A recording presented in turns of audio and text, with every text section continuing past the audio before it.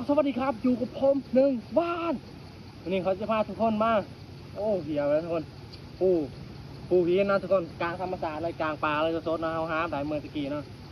โอ้เจียวเหี้ยทุกคนจะได้เด้นี่ทุกคนอะไรปูสดๆจากนานทางล่างเข้าเลยที่ทุกคนเห็นนะเขาได้หาเมื่อกี้เราจะพาทุกคนมากินนะกับแจวเราจะลองกินกับแจวลูกซีนนะซื้อลองเบิ่งว่ามันสีขาวบาปกติปูเขาจะกินกับแจวซีฟู้ดนะแต่มื้อนี้ขอยสิลองแตกต่างจากคนอื่นขอยสิลองกินกับแจวลูกซีนเบิ่งว่ามันสิเป็นตะกินหมอรู้เลยทุกคนโอ้แจวโอ้แซ่บปูเขาจับได้เมื่อตะกี้นี่เลยทุกคนนี่เนื้อส่วนหอยเลยโอ้แซ่บแห้งทุกคนแซ่บ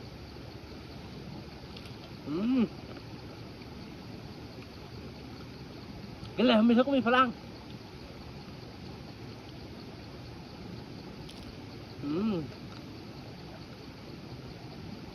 อันนี้แหละความแสบจากปลาเนาะเด็กซีนได้หนังสังมากินอยู่ปลาโคตรแซ่บเลยทุกคนพาผู้ใดผู้ซื้อว่าตัวเองซื้อออนเพียให้ทุกคนมาเทียบปลาเบิ่งมามาเทียบปลาบางบัดหาปูหาปลามากินเนาะนี่ตัวที่สองคนเลย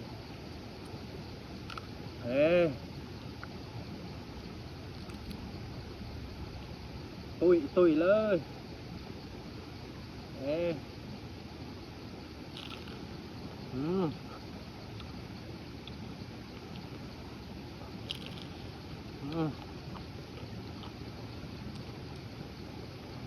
โอ้แซ่บโอ้แซ่บเลยทุกคนนี่แหละเฮาเลยไอหูซึกความซึกของไพ่ที่รวยเป็นพันล้าน100 ล้านตื่นล้านตั้งแต่เขาก็ยังอยากกลับมาป่ามาพักผ่อนหายิงปูยิงปลา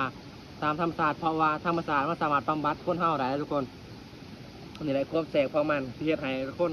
ได้มาเลยต้องได้กลับมาอีกนะทุกคนนะที่เฮาได้เห็นคนที่ว่ารวย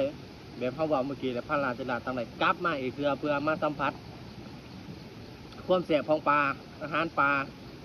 ที่หาได้จากปลาแบบบ่ต้องซื้อนะหาอยู่ในตัวเมืองเขาแต่ได้ซื้อนะ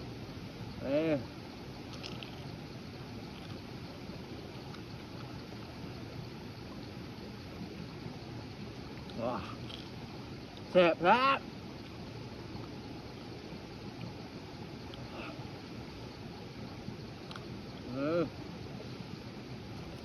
ตัวที่3เอาอีกตุยเลยทุกคน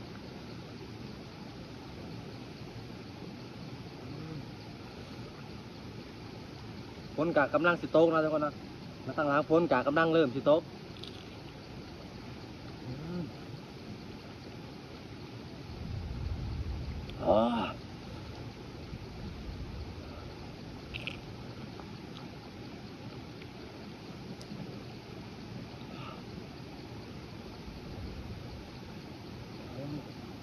ให้ทุกคนลองเอาไปกินเบิ่งเลยกินกับแจวลูกซีนกินปูกินกับปูกับเขากันนะทุกคน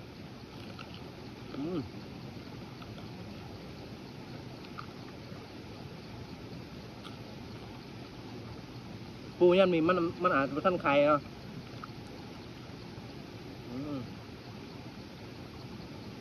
แบบนี้เลย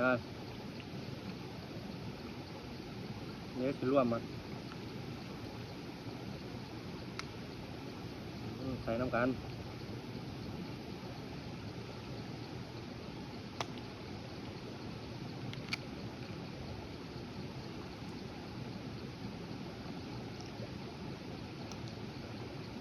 นี่ทุกคน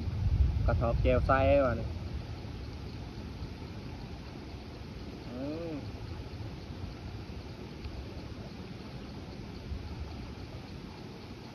ทุกคนตุยแบบนี้เลย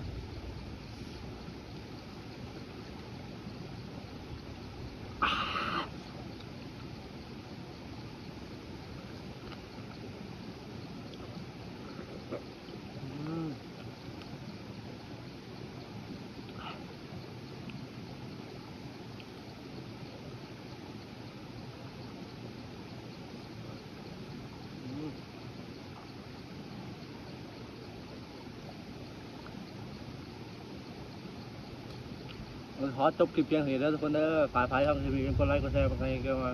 ขอบใจทุกคน